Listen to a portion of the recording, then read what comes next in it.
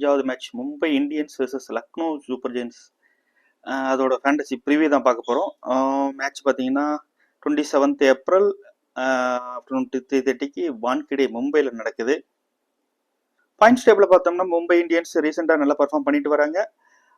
9ல் 5 match ஜெயிச்சிருக்காங்க, 4வது ரேங்கில் இருக்காங்க. எல்எஸ்சியும் அதே சேம், 9ல் 5 ஜெயிச்சிருக்காங்க. ரன் ரேட் அடிப்பில் கொஞ்சம் டவுனில் இருக்காங்க, அவங்க 6வது ரேங்கில் இருக்காங்க. வான்கிடியை பொறுத்த அளவுக்கு பார்த்தீங்கன்னா மொத்தம் 120 மேட்ச் நடந்திருக்கு. 55 பேட்டிங் ஃபர்ஸ்ட்ல ஜெயிச்சிருக்காங்க, சேசிங்கில் 65. ஓவராலாக பேட்டிங் சேசிங் ப்ரிஃபரன்ஸ் தான். ஹையஸ்ட் டீம் ஸ்கோர் பார்த்தீங்கன்னா 235 ராயல் சேலஞ்சர்ஸ் பெங்களூர் அடிச்சிருக்காங்க. லோயஸ்ட் இன்னிங்ஸ் பார்த்தீங்கன்னா 67. ஹையஸ்ட் ரன் சேஸ் பார்த்தீங்கன்னா 214 வரைக்கும் சேஸ் பண்ணியிருக்காங்க Mumbai Indians. Average winning score பார்த்தீங்கன்னா 170 to 180. ரீசெண்டாக மும்பையில் நடந்த மேட்சஸ் பார்த்தீங்கன்னா 177, 176. கடைசி 4 மேட்ச்சில் மும்பை இந்தியன்ஸ் 3 மேட்ச் ஜெயிச்சிருக்காங்க, ஒரே ஒரு மேட்ச் தான் தோத்துருக்காங்க. பட் அதுலேயும் ஜெயிக்க வேண்டிய மேட்ச் தான். கடைசி கொஞ்சம் விக்கெட்ஸ் டவுன் ஆனதுனால அந்த மேட்ச் மிஸ் பண்ணிட்டாங்க. நல்ல பர்ஃபார்மன்ஸ் ரீசெண்டாக மும்பையில் விளையாண்டுருக்காங்க. வான்கிடையில் இது வரைக்கும் மும்பை பர்ஃபார்மன்ஸ் நல்லாவே இருக்கு. H2H ரெக்கார்டு பார்க்கும்போது மும்பை இந்தியன்ஸும் எல்ஐசியும் இது வரைக்கும் 7 மேட்ச் விளையாண்டுருக்காங்க. அதில் மும்பை ஒரு மேட்ச் தான் ஜெயிச்சிருக்காங்க, எல்ஐசி 6 மேட்ச் ஜெயிச்சிருக்காங்க. எல்ஐசி தான் டாமினேட் பண்ணியிருக்காங்க H2H ரெக்கார்டு பிரகாரம். பிளேயிங் 11 பார்க்கும்போது overseas players Rickelton, Will Jacks, Santner and Boult 4 overseas player இருக்காங்க. டாப் எண்டில் மோஸ்ட் ப்ராபப்ளி ரோஹித் இம்பாக்டில் வருவார். ரோஹித்தும் ரிக்கல்டன் ஓப்பன் பண்ணுவாங்க. 1 down Suryakumar or Will Jacks depending upon wicket ஸ்பேஸில் அவங்க இறங்குவாங்க. மிடில் ஆர்டரில் திலக் அண்டு நதீம்தார் இறங்குவாங்க. பவுலர்ஸை பொறுத்தளவுக்கு சாண்ட்னர், சஹார், போல்டு, பும்ரா, புத்தூர். மும்பையோட லாஸ்ட் 5 இன்னிங்ஸ் பார்த்தீங்கன்னா மும்பையோட ரீசன்ட் 5 மேட்சஸ் பாருங்க. மும்பை ஒன். கடைசி 4 மேட்ச் ஜெயிச்சிருக்காங்க, ப்ரீவியஸ் ஒரு மேட்ச் தான் தோத்துருக்காங்க. ரீசெண்டாக நல்ல ஃபார்மில் இருக்காங்க மும்பை லாஸ்ட் 5 மேட்சஸில்.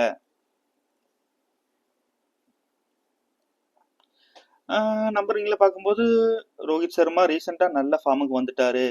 கடைசி 2 மேட்ச் 70, 76. பிஃபோரா 26, 18, 17 ஓரளவுக்கு பிலோவாக ஸ்கோர் இருந்துச்சு. பட் ரீசெண்டாக நல்லா பிக்கப் பண்ணிட்டாரு லாஸ்ட் 2 மேட்சஸில். Back to form and Rohit. எல்எஸ்சிக்கு எகென்ஸ்டா 68, 4, 11, 37, 39. ஒரு 2 மேட்ச் தவிர பாக்கி 3 மேட்சுமே நல்லா ஸ்கோரிங் பண்ணியிருக்காரு. வான்கிடையில் நல்ல ரெக்கார்டு வச்சிருக்காரு. 77 நாட் அவுட், 26, 17, 13 அண்ட் 68. நல்ல ஸ்கோரிங் வான்கிடையில் ரோஹித் சர்மாக்கு இருக்கு. ரிக்கல்டன் பார்க்கும்போது ரிக்கல்டன் விக்கெட் கீப்பிங் பண்ணுறாரு. ஓப்பனிங்கில் ஓரளவுக்கு டீசன்ட் ஸ்கோர் பண்ணுவார். ஓரளவுக்கு டீசன்ட் ஹிட்டிங் இருக்குது. 11, 24, 31, 41, 17. ஓரளவுக்கு டீசன்ட் ஸ்கோரிங் தான். எல்ஐசிக்கு எகென்ஸ்டாக ஒரு 10 ரன் அடிச்சிருக்காரு. மும்பையில் ஓரளவுக்கு வான்கிடையில் நல்ல ஸ்கோரிங் எபிலிட்டி இருக்குது. 24, 31, 17 அண்ட் 62. சூரியகுமார் யாதவ் சொல்லவே வேண்டாம். சூரியகுமார் யாதவ் ஃபுல் ஃபார்மில் இருக்காரு. அவரோட ரீசன்ட் ரெக்கார்டுமே பாருங்க. 40 நாட் அவுட், 68 நாட் அவுட், 26, 40, 28. நல்ல ஸ்கோரிங் தான்.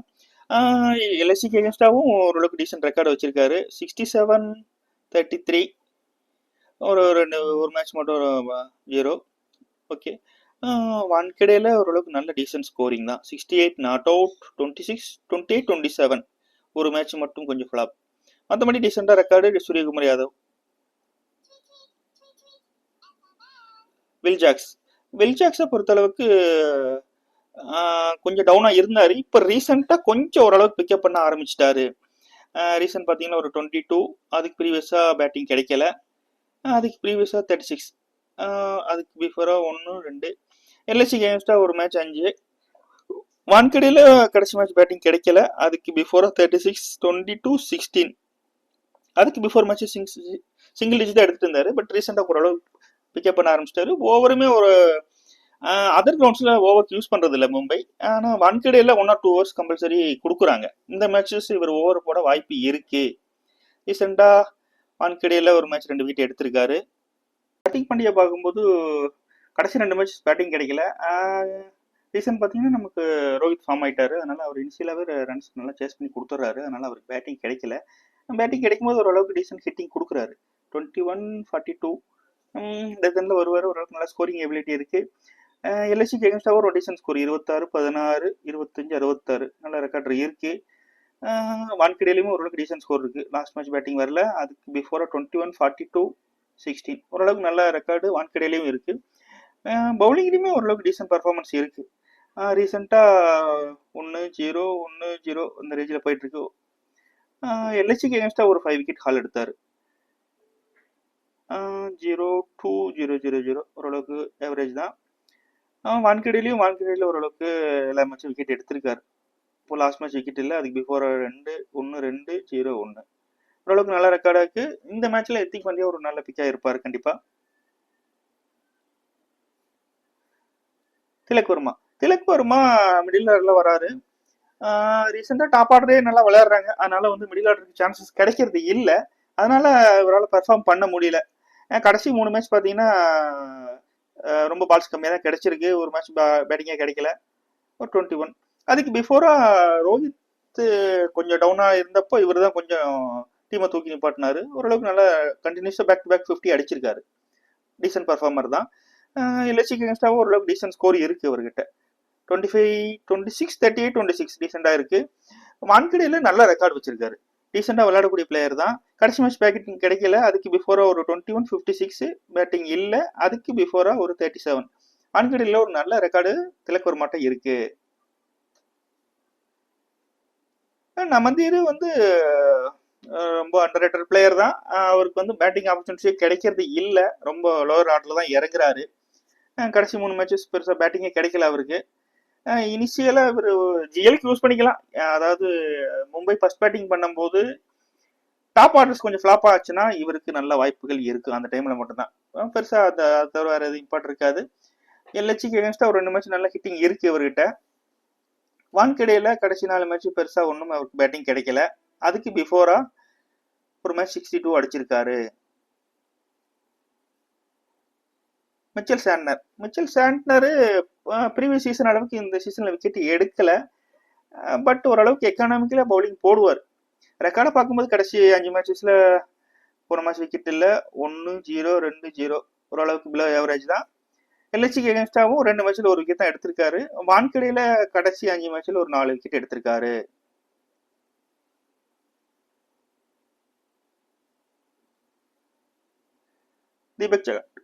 தீபக் சகார் பொறுத்தளவுக்கு ஓரளவுக்கு டீசெண்டா பவுல் பண்ணவர் தான். பட் அவ்வளவு ஒன்றும் இம்பாக்ட் இல்லை. ரீசன்ட் ரெக்கார்டு பார்த்தீங்கன்னா ஒரு 2-1-0-1-0. எல்எச்சிக்கு எகென்ஸ்டா பாருங்க. எல்எச்சிக்கு எகென்ஸ்டா 5 மேட்ச்ல ஒரு விக்கெட் தான் எடுத்திருக்காரு. வான்கடையிலையுமே 5ல 3 விக்கெட் தான் எடுத்திருக்காரு. மோஸ்ட் ப்ராப்ளி இனிஷியலாவே ஓவர் போடுவாரு. பட் ரன்ஸ் வந்துச்சுன்னா அப்படியே டவுன் ஆயிடுவாங்க. அதுக்கப்புறம் திருப்பி ஓவர் கொடுக்க மாட்டாங்க. ட்ரெண்ட் போல்டு நல்ல டீசெண்டான ரெக்கார்டு. நல்ல எல்லா மேட்ச் கன்சிஸ்டன்டா விக்கெட் எடுக்கக்கூடிய பிளேயர் தான். ரீசெண்டா கடைசி மேட்ச் ஒரு 4 விக்கெட் எடுத்திருக்காரு. அதுக்கு பிஃபோர் விக்கெட் இல்லை. 1-0-2 ரீசெண்ட் ரெக்கார்டு ஓகே. எல்எஸ்சிக்கு எகென்ஸ்டாவும் எல்லா மேட்சும் விக்கெட் எடுத்திருக்காரு. ஒரு 1-1-2-1-2 டீசென்ட் விக்கெட் டேக்கர் தான். வான்கடையிலையும் லாஸ்ட் மேட்ச் மட்டும் விக்கெட் இல்லை. அதுக்கு பிஃபோரா 1-2-1-3 டீசென்ட் பவுலர் தான். கன்சிஸ்டன்டா எல்லா மேட்சும் விக்கெட் எடுக்கிறாரு. பூம்ரா இன்ஜுரியிலிருந்து இப்பதான் ரெக்கவர் ஆகி வந்திருக்காரு. ரீசெண்டா தான் பவுல் பண்ண ஆரம்பிச்சிருக்காரு. ஓரளவுக்கு வந்தனா அவரோட பெர்ஃபார்ம் பண்ண ஆரம்பிச்சிட்டாரு. மேட்ச் விக்கெட் எடுக்கிறாரு. அவரோட ரீசெண்ட் பெர்ஃபார்மன்ஸ் 1-2-1-1 பிஃபோரா விக்கெட் இல்லை. எல்எச்சி எகென்ஸ்டாவும் 3ல ஒரு விக்கெட் எடுத்திருக்காரு. வான்கடையில ஓரளவுக்கு டீசென்ட் விக்கெட்டிங் வச்சிருக்காரு. 2-1-1-1 வான்கடையில ஒரு மஸ்ட் பிக்கா இருப்பாரு பூம்ரா. விக்னேஷ் புத்தூர் யங் பிளேயர் தான். ரீசெண்டா இப்பதான் பர்ஃபார்ம் பண்ண ஆரம்பிச்சிட்டு இருக்காரு. ஓரளவுக்கு விக்கெட் எடுக்கக்கூடிய பிளேயர் தான். கடைசி மேட்ச் மட்டும் விக்கெட் இல்லை. அதுக்கு பிஃபோரா மேட்சுக்கு மேட்ச் ஒரு விக்கெட் ஆவரேஜாக வந்துருது. அதுக்கு பிஃபோராக ஒரு 3 விக்கெட்ஸ் எடுத்திருக்காரு. எல்எஸ்சிக்கு அகேன்ஸ்டாவோ ஒரு மேட்ச்சில் ஒரு விக்கெட் எடுத்திருக்காரு. வான்கடேலையும் 2 மேட்ச்லையும் ஒரு விக்கெட் எடுத்திருக்கார். எல்எஸ்சியோட பிளேயிங் லெவன் பார்க்கும்போது ஓவர்சீஸ் பிளேயர்னா மார்ஸ், மார்க்கம், பூரன், மில்லர் 4 ஓவர்சீஸ் பிளேயர் இருக்காங்க. ரிஷப் பண்ட் பெர்ஃபார்மன்ஸ் சொல்லிக்கிற அளவுக்கு ரீசெண்டாக இல்லை. அவர் ஒரு பெரிய இன்ஜுரியிலேருந்து வந்திருக்காரு. பட் பர்ஃபார்மிங் அவர் எதிர்பார்த்த அளவுக்கு கொடுக்கல. ஐ கிரெடிட் கொடுத்து வாங்கியிருக்காங்க. பட் அந்த அளவுக்கு இன்னும் பர்ஃபார்மிங்ல காட்ட மாட்டேங்கிறாரு. ஒரு மேட்ச் ஆடினாரு, பாக்கி எல்லா மேட்சும் சிங்கிள் டிஜிட் அவுட் ஆறாரு. ஆனா டாப் ஆர்டர் பொறுத்த அளவுக்கு அவங்க டீம்ல நல்ல டாப் ஆர்டர்ல இருக்கு. மார்ஸும் மார்க்கவும் நல்லா ஸ்டார்டிங் கொடுக்குறாங்க. பூரன் வந்து ஹை ஹிட்டிங், நல்ல ரன் ரேட் அடிக்கிறாரு. மில்லரு போன சீசன் அளவுக்கு இந்த சீசன்ல அவருக்கு பர்ஃபார்மிங் கிடைக்கல. அப்துல் சமாத் லோயர் ஆர்டர்ல இறங்குறாரு, பெருசா பர்ஃபார்மிங் இல்லை. ஆயுஷ் பதோனி யங் பிளேயர், நல்ல ரீசெண்டா நல்லா விளையாடுறாரு. பட் அவங்க டீம்ல பெருசா யூஸ் பண்ண மாட்டேங்கிறாங்க. ரீசன் கேட்டீங்கன்னா ஓப்பனன்ஸே நல்ல ஓரளவுக்கு டீசன்ட் ஸ்கோரிங் கொடுக்குறாங்க. அதனால அவருக்கு சான்சஸ் கிடைக்கிறது இல்லை. மோஸ்ட் ப்ராப்ளி இம்பாக்ட்ல தான் வைக்கிறாங்க. அப்புறம் இனிஷியலா ஒரு சில மேட்சஸ் சான்ஸ் கொடுத்தா அவருக்கும் ப்ரூவ் பண்ண வாய்ப்புகள் கிடைக்கும், நல்ல ஸ்கோரிங் கிடைக்க வாய்ப்புகள் இருக்கு. பவுலர்ஸ் பொறுத்த அளவுக்கு சருள் தக்கூர், திக்வேஸ், பிஷோனி, ஆவேஸ், பிரின்ஸ் மட்டும் கொஞ்சம் எவரேஜா இருக்காரு. பாக்கி 4 பவுலர்ஸும் ஓரளவுக்கு டீசெண்டா பர்ஃபார்ம் பண்றாங்க. எல்ஐசியோட லாஸ்ட் 5 மேட்சஸ் பாத்தீங்கன்னா கடைசி மேட்ச் தோத்துருக்காங்க, அதுக்கு பிஃபோரா ஜெயிச்சிருக்காங்க. அதுக்கு பிஃபோராவும் தோத்துருக்காங்க. கடைசி 5ல 3 மேட்ச் ஜெயிச்சிருக்காங்க. ரெக்கார்ட்ஸை பார்க்கும்போது மிச்சல் மார்ஸ் ரீசெண்டா பர்ஃபார்மிங் நல்லா பண்ணிக்கிட்டு வராரு. கடைசி 5 மேட்ச்ல ஒரு மேட்ச் மட்டும்தான் ஃபிளாப் ஆயிருக்காரு. அதுக்கு எல்லா மேட்சுமே 45, 30, 81, 60 ஓரளவுக்கு டீசன்ட் ஸ்கோரிங் இருக்கு. மும்பைக்கு எகன்ஸ்டாவும் அவர் 60 அடிச்சிருக்காரு. பிஃபோர் ஒரு மேட்ச் மட்டும் ஃபிளாப்பு. வான்கடேலையும் கடைசி மேட்ச் ஃபிளாப்பு. அதுக்கு பிஃபோர் ஓரளவுக்கு ஸ்கோரிங் எடுத்திருக்காரு. 37, 13, 14 ரீசெண்டா ஓரளவுக்கு நல்லா பர்ஃபார்ம் பண்ணிட்டு வராரு. மார்க்கம் பர்ஃபார்மிங் ரீசெண்டா ரொம்ப ஹை பர்ஃபார்மிங் ஆயிட்டு இருக்காரு. ரீசெண்டா பாத்தீங்கன்னா கடைசி பாருங்க, நல்லா பாருங்க, 52, 66, 58, 47 ஒரு மேட்ச் மட்டும்தான் ஃபிளாப்பு. பாக்கி எல்லா மேட்சுமே ஓரளவுக்கு அரௌண்ட் 50 ஸ்கோரிங் பண்ணிட்டு இருக்காரு. மும்பைக்கு எகென்ஸ்டாவும் ஓரளவுக்கு டீசென்ட் ஸ்கோரிங் இருக்கு. 50, 42, 13, 22 ஒரு மேட்ச் மட்டும் சிங்கிள் டிஜிட். வான்கடேலையும் ஓரளவுக்கு ஸ்கோரிங் இருக்கு. 13, 21, 2, 21, 56 ஓரளவுக்கு டீசென்ட் பர்ஃபார்மர் தான். இப்போ ஓப்பனிங் ஆடும்போது ஓரளவுக்கு நல்லா ஸ்கோரிங் பண்ணிட்டு இருக்காரு. இப்போ ரீசெண்ட் மேட்சஸ்ல அவருக்கு பவுலிங் கொடுக்குறாங்க, ரீசெண்டா விக்கெட்டும் எடுக்கிறாரு. கடைசி 4 மேட்ச்ல 3 மேட்ச் விக்கெட் எடுத்திருக்காரு. 2, 1, 1, 1 ரீசெண்டா பவுலிங் போட ஆரம்பிச்சிட்டாரு. மும்பைக்கு எகென்ஸ்டா இது வரைக்கும் போடல. மேபி இன்னைக்கு ஓவர் போட வாய்ப்பு இருக்கு. வான்கடேலையும் ஓவர் போடல, இன்னைக்கு போடுவார் கண்டிப்பாக. நிக்கோலஸ் பூரன் ஸ்டார்டிங்ல இருந்து எல்லா மேட்சுமே 50 கன்சிஸ்டண்டா 50 அடிச்சுக்கிட்டு இருந்தாரு. பட் கடைசி 3 மேட்ச் ஃபிளாப், பழைய பர்ஃபார்ம் இல்ல, சிங்கிள் டிஜிட்ல ஆடிட்டு இருக்காரு. அதுக்கு பிஃபோரா 61, 87 அதுக்கு பிஃபோர் மேட்சஸ் எல்லாமே 50 அடிச்சாரு. நல்ல ஸ்ட்ரைக் ரேட்டு, நல்ல டீம் ஸ்கோர் ஹை லெவல்ல கொண்டு போனாரு. மும்பைக்கு எகென்ஸ்டாவும் ஒரு 12, 75 நாட் அவுட், 14 2 மேட்ச் ஃபிளாப்பு. வான்கடேல ஒரு மேட்ச் 75 அடிச்சிருக்காரு. ரிஷப் பாண்ட் கடைசி 5 மேட்ச்ல பாருங்க, ஒரே ஒரு மேட்ச் மட்டும்தான் 63, பாக்கி எல்லா மேட்சுமே ஃபிளாப்பு தான். ரீசன்ட் பர்ஃபார்மே இல்லை. இன்ஜுரியிலிருந்து வந்து கேப்டன் சாய்ஸ் கொடுத்தாங்க, ஹை லெவலில் கிரெடிட் கொடுத்து எடுத்திருக்காங்க. பட் பெர்ஃபார்மிங் இல்லை. கேப்டனா மட்டும் யூஸ் பண்ணிக்கிட்டு இருக்காங்க. Most properly back to form வர வாய்ப்பு இருக்கு. மும்பைக்கு எகென்ஸ்டா ஓரளவுக்கு 29, 39 அடுத்த 3 மேட்ச் சிங்கிள் டிஜிட் தான். வான்கடேல ஓரளவுக்கு டீசன்ட் ஸ்கோர் பண்ணியிருக்காரு. ப்ரீவியஸ் சீசன்கள்ல இந்த 39, 44, 44 இது எல்லாமே போன சில சீசன்ல, இந்த சீசன்ல இல்லை. அப்துல் சமாத் லோவர் ஆர்டர்ல தான் இறங்குறாரு. அவர் பெருசா பேட்டிங் கிடைக்கிறது இல்லை. ஒரு மேட்ச் மட்டும் ஒரு 30, பாக்கி எல்லாமே சிங்கிள் டிஜிட் தான். சொல்ற அளவுக்கு பேட்டிங் பர்ஃபார்மன்ஸ் இல்லை. டேவிட் மில்லர் ஒரு டெத் அண்ட் பேட்டரை தான் யூஸ் பண்றாங்க. பட் அவருக்கு சான்ஸ் கிடைக்கும் போது ஓரளவுக்கு டீசெண்டா ஹிட்டிங் ஆடுவாரு. டீசெண்டா பர்ஃபார்மிங் இல்லை. கடைசி 5 மேட்சஸ்ல எல்லாம் ஒரு ஒரு இதை பெருசாக பேட்டிங் ஒன்றும் கிடைக்கல. ரொம்ப டெத்தில் தான் இறங்குறாரு. எல்ஐசி மும்பைக்கு எகென்ஸ்டாவும் ஒரு 27, 12, 41, 46 ஓரளவுக்கு ரெக்கார்ட் இருக்கு. வான்கடேல ஓரளவுக்கு நல்லா ஸ்கோரிங் பண்ணியிருக்காரு பழைய சீசன்கள்ல. ஆயுஷ் பதோனி நல்ல யங் பிளேயர். நல்லா பாருங்க, அவரோட கடைசி 4 மேட்சஸ்ல எல்லா மேட்சுமே ஒரு 36, 50, 22, 28 நல்லா ஆடுறாரு. பட் அவரை இன்னும் கொஞ்சம் ப்ரொமோட் பண்ணி ஏர்லியர் ஆட விட்டோம்னா இன்னும் ஸ்கோரிங் பண்ண வாய்ப்பு இருக்கு. பட் சான்சஸ் கொடுக்க மாட்டேங்கிறாங்க. செகண்ட் பேட்டிங் பண்ணும்போது இம்பாக்ட்ல தான் உள்ள கொண்டு வர்றாங்க. மும்பைக்கு எகென்ஸ்டா ஒரு 30, 22 ஒரு சிங்கிள் 2 சிங்கிள் டிஜிட். வான்கடேலையும் ஒரு 22, 14, 5, 54 ஓரளவுக்கு டீசெண்டா ஆடக்கூடிய பிளேயர் தான்.